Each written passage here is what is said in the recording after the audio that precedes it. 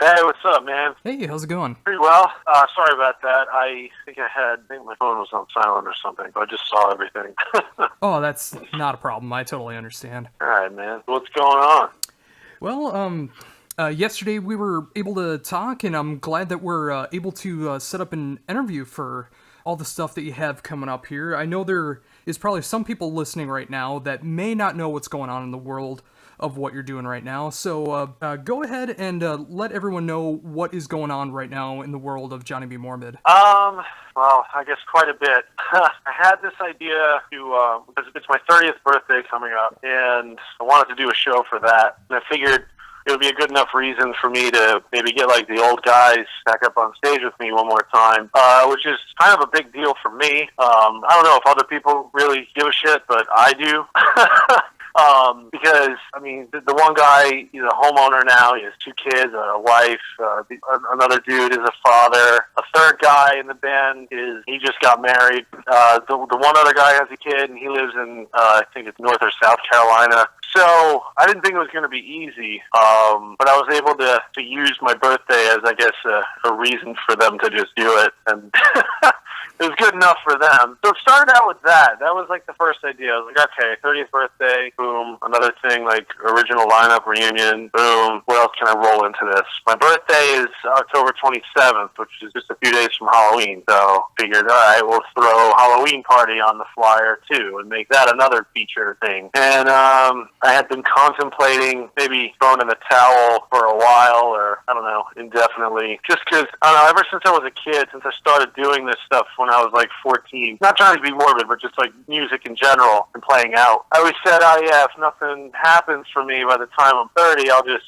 throw in the towel and redirect my energy elsewhere, maybe try something else for a little while. So it definitely took me places I thought I'd never go before, but I'm not delusional, nothing significant in the grand scheme of things really ever happened for the project. Although it led to a lot of opportunities, and I'm thankful for them. I'm not jaded or anything.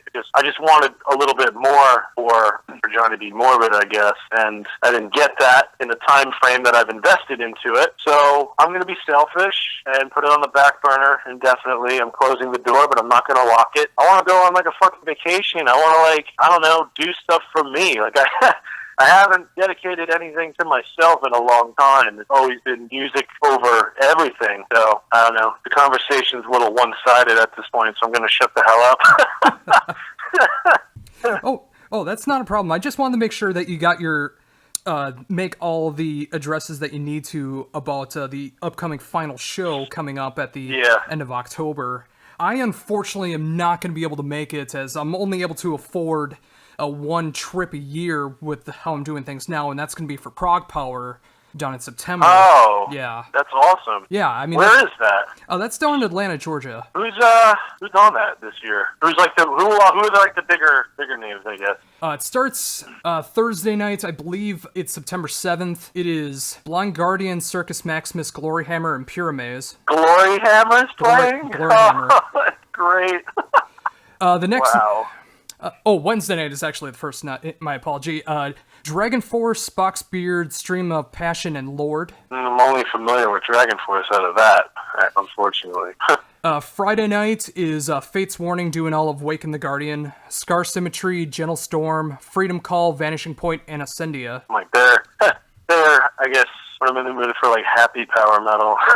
Yeah, and they actually just released a song a few hours ago. Really? Oh, I'll have to check that out. Yeah, I just saw it when I was prepping for the interview, and then I just saw that Freedom Call put up a new video on YouTube. I just checked it out. It's very poppy, very catchy 3-minute song. That's cool. I haven't really been into much that they've done since they put out Dimensions, but I love Dimensions, man. I love that album. That's great. Absolutely. And then the final night is the Devin Townsend Project with Annika van Giersbergen, Haken, Refuge, Green Incarnation, Sirius Black, and Savage Messiah. I've heard of Sirius Black, actually.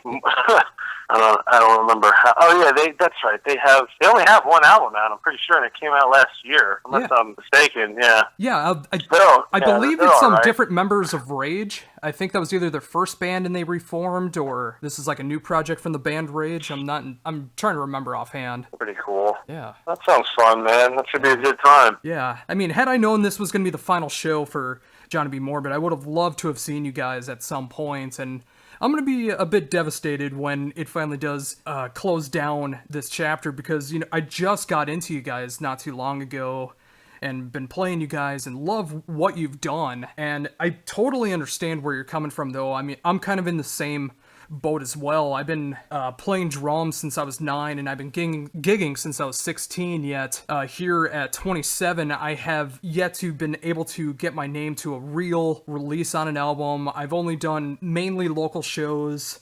I've invested so much time into playing, and I never have made it to that next level of in my musicianship to be able to do anything substantial with it, whether it's going on tour or being able to put out a real album. And I totally understand where you're coming from with that, and being able to take some more personal time, which is kind of what I'm doing now with the radio show as well, being able to promote other bands who are actually going out there and putting all their time and effort into creating music and making it so much farther than I have. It's great what you're doing, man, and I can't believe how much it's picked up in such a short time. I follow your posts and stuff, and I keep up with who you're interviewing and reviewing and everything, and it's impressive. So you got to be building up some contact somewhere. So maybe something you're doing now could lead to an opportunity for you as far as music would go, like drumming and that sort of thing.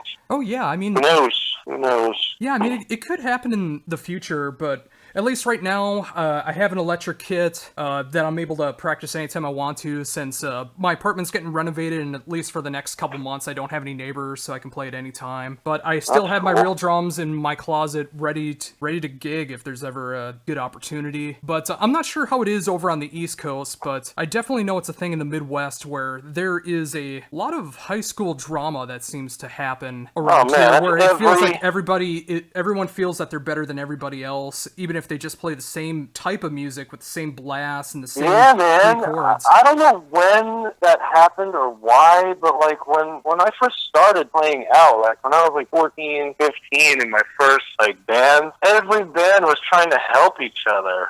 We would get people on shows, they would get us on shows all the time. And at that time, we're talking 2001, 2002.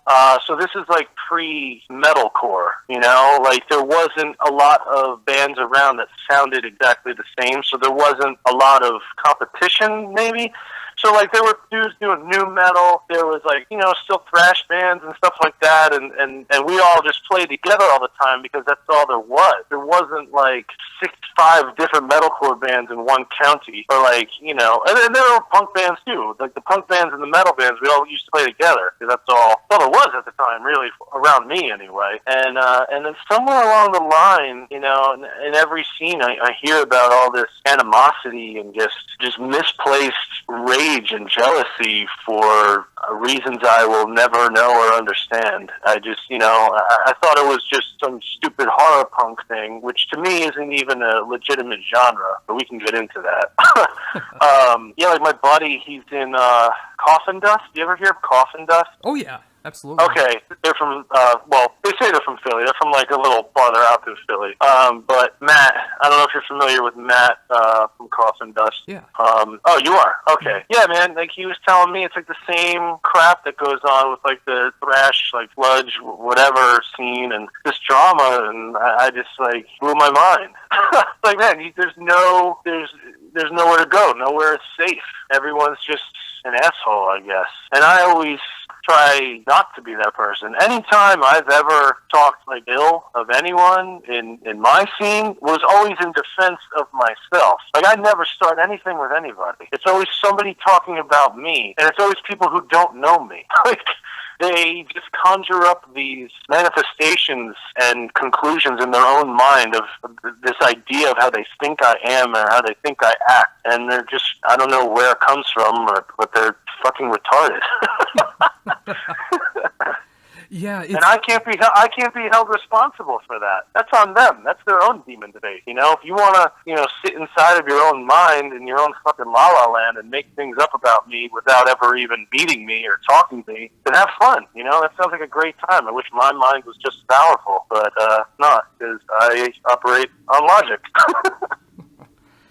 Yeah, I mean, I deal with very similar things as well. I mean, it's never been usually because of my drumming. I mean, a lot of it has come over the last few years when my show has been picking up more. There's been a lot of jealousy and hatred towards me as well, mainly for the fact that I'm not reaching out to enough local bands to try to promote them, because that always seems to be the thing I've noticed with different territories is the people just care about the local scene. And if someone is able to leave the local scene, like here in the Twin Cities, bands like After the Burial have picked up in the last few years, and another band called Reflections is starting to get the same praise from here. But as soon as they get out of that local scene, the local bands don't care about them anymore because they feel like that they left them all behind. And when you don't just focus on the local, yeah, and I just don't understand that concept. I mean, I love the idea of supporting local bands, but I'm more of supporting good music and supporting good people. Yeah, I think that should matter more. Absolutely. And I was never, you know, it's hard to say if I actively support the local scene. Like, I'm not just gonna go to a show to go to a show. So it's just like, oh hey, look, fucking Carmen from Johnny B Morbid showed up. What? Like, first of all, nobody says that. And it doesn't matter, because like, what does that get me? Some street cred in the town that I grew up in, or the next town over? Who gives a fuck? Street cred doesn't mean shit in the industry. It doesn't mean anything. It doesn't mean anything. It just, you know, you can save face when you walk into the bar on Friday night and you see a dude from another band that thanks for coming to the show, man. It means a lot, but he doesn't offer you a beer, so whatever. You know, like, it doesn't mean anything. No, it really doesn't, and that's all it's good for, dude. It's just good for saving face. It's good for saving face. It's good for, like, rubbing elbows and schmoozing. But it doesn't mean anything unless you're actually friends with other bands, in which case you should be going to see them, and they should be going to see you, and you guys should be playing together. Yeah, I mean, I never understood that concept of going to shows for music or bands you don't even enjoy just to save face. That makes no sense. Yeah, it's stupid. I'm an advocate for, I've said this at shows before, like, if you're here to support us, we appreciate it, but we prefer that you're here because you enjoy what we do. We don't want anyone to come see us ever who feels like we should go out, we should go see them tonight, because, whatever. Like, they feel obligated to be there, like, it's like doing us a favor or something. That's appreciated, you know, that's nice, but it's not coming from the right place. I would rather you just stay home. If you enjoy our music and you want to come out and sing along, you know, then please do that. I'd rather people do that. Yeah, and I was always the same way as well. When I've done so many local shows here in the Twin Cities, I never felt right, because no matter the band I was in, they were always there for the other bands and not paying attention to us. But once they see us getting off stage and putting away our gear, oh, you guys were so great, and they don't even remember what our name was. They don't know what we even played. It seems like they were just there just trying to get contacts for us to get to other venues or other stuff like that. It's never in the interest of your actual music. It's always just trying to better yourself. My favorite is that kind of stuff. Like, after you play, oh man, you got, you know, someone that's never seen you before or whatever. Oh, you guys were awesome, blah blah blah. And then you're like, oh yeah, you want to get a T-shirt? We got CDs. And they're like, oh well, you know, they don't say this, but whatever they say, this is what it translates to. Well, you're not that awesome. Oh, I spent all my money on beer. Or, oh, I got to get a cab ride home. Or, you know, I'd rather you just not lie to me. To say the truth, which is, I'm a piece of shit. I didn't mean what I said about you being awesome. I spent my money on beer. I'm going to spend more money on beer. Like, just say that. Just say that to me. I'd rather that. It's way more honest that way. I mean, whenever I go to interview a band in person, like, sometimes I'm able to get into the show for free, and if I'm able to do that, I make sure to buy some merch, so that way they have some gas money to get to the next show. I mean, I want to be able to support that band. If they're willing to help me out, like, getting into the show, and I'm helping them get some coverage, I want to be sure that they're actually able to make it to the next gig. So I will happily spend that $10 to $30 buying some merch just so they can make it to the next show, if nothing else. Right, exactly. And yeah, and that's the other thing that's always bothered me too about the people who always talk about how great bands are, but they spend all of their money on beer. They're not going to remember the show they went to the night before. They're not going to even remember. You can get beer anywhere, anytime. Anywhere, anytime. If there's a band that's coming through that you're there to see, then, I don't know, maybe not have 6 drinks that night. Maybe have 2 and then get a t-shirt and a CD or something, you know, like... Especially if it's, like, that's what I mean, if it's not a local band. If it's a band that's touring, coming through your city, and you spend all your money on beer, but you think they're so awesome, well, you obviously don't think they're that awesome. No, you just want to go out and have a good time, but you don't want to have a good enough time to remember all the dumb mistakes you made that night. Right. So just getting back a little bit more into the Johnny B Morbid stuff. Did you ever feel like there was anything left to say with the band? I mean, is that why you're not like locking the door behind it, or do you just feel like you're at this point because of all the stuff that's going on that there's nothing really to say right now? Can you? I don't know. Can you rephrase that maybe? Oh, sure. I mean, like musically. I mean, like as far as like songs that you haven't recorded yet, or any ideas for that. I mean, is that just so far gone now? I feel like I've done a lot in 11 years. Like I've done, you know, to put out 7 full-length albums over the course of 11 years independently is exhausting, man. And when I say independently, I almost mean that literally, because I write all the music, I write all the lyrics, I pay for everything. I book all the shows, all the tours. I had a van. It was my van. I just sold that in February.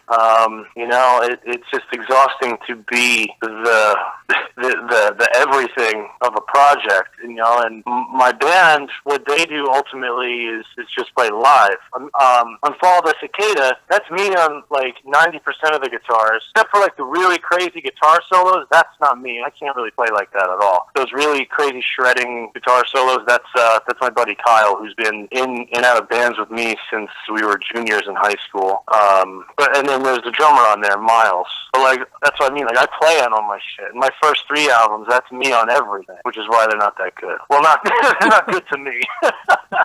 But, yeah, man, I'm saying it's exhausting to do that for 10, 11 years and have so many people in and out of the band and having to reteach these songs over and over to people. I'm just kind of burnt out, you know, and I'm not complaining and not doing something about it. I am doing something about it. I'm done, you know, I'm good. I'm going to walk for a while anyway. I bear the entire burden. All the guys in the band do, all they have to do, all they're obligated to do is just play live and know the songs. That's it. That's all they got to do. And like on tours, I'd pay for all the gas. I'd pay for all the hotels. When I could, I would pay for their meals. But operating at this level, I wasn't really able to pay them. But I made sure that their experience was, I don't know, 90% expense-free. At the very least, that's what I was able to do. So all that done. Done, man. Yeah, and I can't see anyone blaming you for doing that as well. I mean, working so hard as much as you have, and unfortunately just not getting a good enough payoff to make it keep it going. I mean, not even just financially, but going through different members, going through different problems of just being in a band in general, touring, all of that stuff. I mean, it weighs on you even if you're successful. And when you're not able to get to that next level, it puts that much added stress on there, and no one should have to deal with that. Well, that's what it is. It's like I feel like I have pushed it as far as I can possibly push it without any outside assistance or influence. You know, like no independent label attention. You know, I submitted Fall of the Cicada to like 15 different labels. I only got one response, and it obviously was negative. I don't know what it is I am not bringing to the table that people might be looking for. I wish I knew, because like I said, I'm not delusional. I think that I work pretty hard. I think a lot of my songs in more recent years, I think they have pretty decent hooks. and I managed to blend all different types of genres together into this one pretty good cocktail, I think. And it just doesn't seem to be enough to push through to get to that next level. And all that next level would be, for me, would be to just, it'd be nice to just be the supporting act on like a leg of a national tour of a national act. You know, like, I don't know if Guar took us out on the road, or the Misfits, or fucking, I don't know, Strung Out or something. You know, like, it would be cool to just do 2 weeks or a month with a band like that, to just get that opportunity. But I just keep striking out. I've even emailed, talent agents and managers who manage some of these bands about like buy-ons, like trying to do a buy-on, take the easy but less dignified way out, and the way out that would get me into debt ultimately. But I didn't give a shit. I was like, well, what's the one thing I haven't tried? A fucking buy-on. All right, this is it. Like, this is the last stand. Let's try a buy-on. No dice. Not for me. It doesn't work. I'm like, what the hell am I missing? Especially when I see some of these opening bands on these tours, bands you've never heard of, that fucking suck. Or it's either they suck or they just don't make sense to be on that tour. And it's like, their opportunity is in vain, because who the hell is going to like that? Who's going to see, like, I don't know, going to see whatever, Dragon Force, and the band that's opening sounds like a fucking diet version of Hall & Oates meets OTEP. I don't know.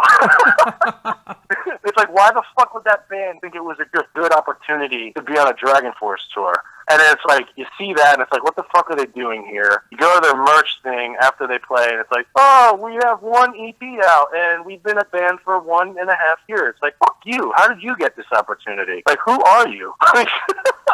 I just don't get it. I don't get how it happens, or who you need to know, or I don't know. I don't know what it is. I wish I had the answer for you. I mean, when I discovered the last album from you, I mean, I loved all the combinations of music that was going on there, and I've always wanted to hear something like that, because I never heard anything like it before, and I love all that stuff.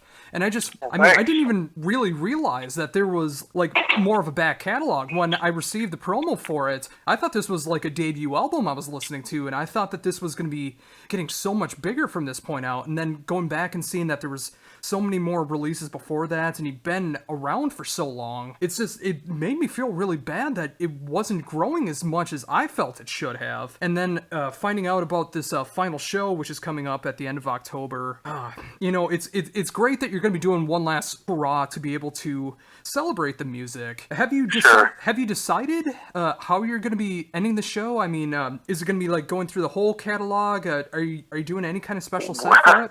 It's going to be a pretty big night. We're playing in a place that has like a 300 capacity. If I can't sell that place out, then I should be quitting at this point. But I think it'll be all right. We're doing that. The first 10 songs is going to be like my current lineup, like my current guys in the band, and like the drummer who did Fall the Cicada. We're going to try and get him to come out to do those songs. Not all of them, just like 3 or 4 of them. And then we're going to have a drummer that worked with us all through 2014. He's going to come do a bunch of songs from the album Welcome to Die, and the one before that, Monsterpiece. And then after that's over, there's going to be like this break, so I can go get changed and like put on the makeup and do the whole thing like I used to do. And then like me and the old school guys, we're going to come out and do like all the older punk rock shit. And we're probably going to do like 13 songs. So 23 songs altogether. It's going to be professionally filmed, multi-track recorded for a live CD, DVD release, and I think that's everything.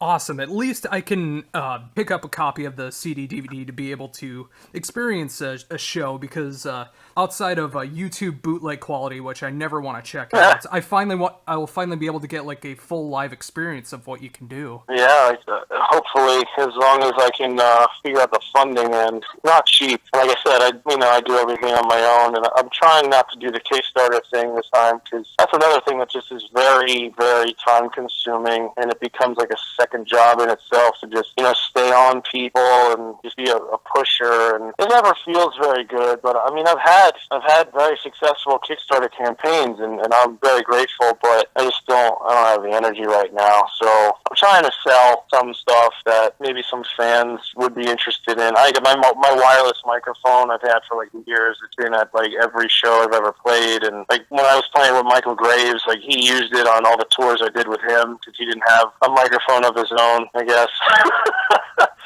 Oh, wow. I would have figured he would have had his own mic. I'm surprised about that. You would have figured a lot of things about that guy, but that's a different conversation altogether. Oh, sure. Well, in speaking of the music pledge campaigns that you've done before, you also have another project that is currently going in the works right now with Atomic Werewolf. Yeah.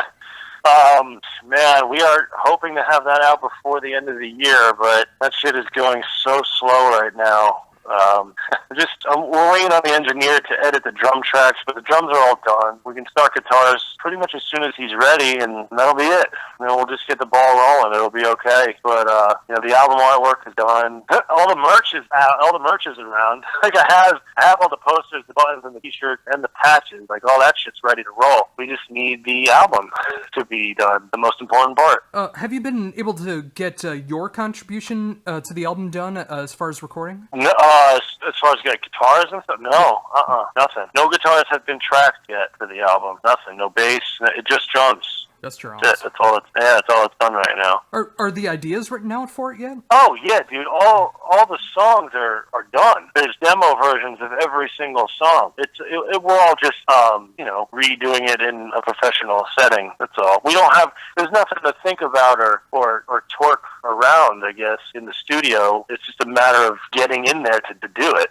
Everything's mapped out already. Okay, cool. Yeah. I imagine it would be a bit time consuming and slow considering the different people that are part of the projects as well, because they have other bands and other things going on in their lives. I imagine that it would be time consuming like that. Yeah, it's not easy. There's 7 of us plus the engineer, and the one guy, Tracy from Blitzkid, he lives in Massachusetts, so we were waiting on when he could get down here, but then we realized it didn't really matter. Like, we could start guitars without him, and whenever he can get here, he get here. So it kind of takes some pressure off of him. So, with Atomic Werewolf, I imagine that it would just be a studio project, right? Yeah. Yeah, I was gonna say, I would imagine, like, being able to do live shows like that would be a bit more of a hassle than it would actually be worth the price for that. I would do one. I don't know about the other guys. I would do one just like for the CD release or something. I would do that, and I'm sure that the show would do well. I think people would come out for it just for like the spectacle. But it's not intended to be live. But I would humor one show. So again, getting back into with Johnny B Morbid doing its final show coming up in October, and you're finally going to be able to not have to worry so much about everything that's going on with music, because being able to just step away from that, and obviously working on Atomic Werewolf when you get the opportunity, but not having to worry about Johnny B Morbid. What are you most looking forward to when it's all said and done? Oh my God, I don't know. Finding balance. That's always been like my biggest problem. Probably, I was always putting music before every other aspect of my life, and there are things that have suffered because of that, and I'm regretful. I should have taken steps to balance things out. To record Fall of the Cicada, like I took 2 weeks off of work, and I spent that entire 2 weeks in the studio in East Stroudsburg, Pennsylvania. Like, who does that? No, people don't do that. And I'm lucky enough that I had the job when I came back, which was nice. And like when I would tour with Michael Graves, I was working only as a music instructor at this place. I was there for 7 years, and each time I went out with Michael, I would get back, and like some of my students would have switched to different teachers, and I would talk to the owner, like, why are you allowing this? Like, why are you, like, these guys are just supposed to cover for me while I'm gone so that I get my students when I come back home. Why are you giving my students away? So I left that job. Like, that's what I mean. Like, there's so many, I guess, relationships that I've gone through where it's like every girl thinks that they want the ambitious guy until they actually have an ambitious guy. And then they realize that they're second place to the ambitions of that guy. And then they take off. And I don't blame them.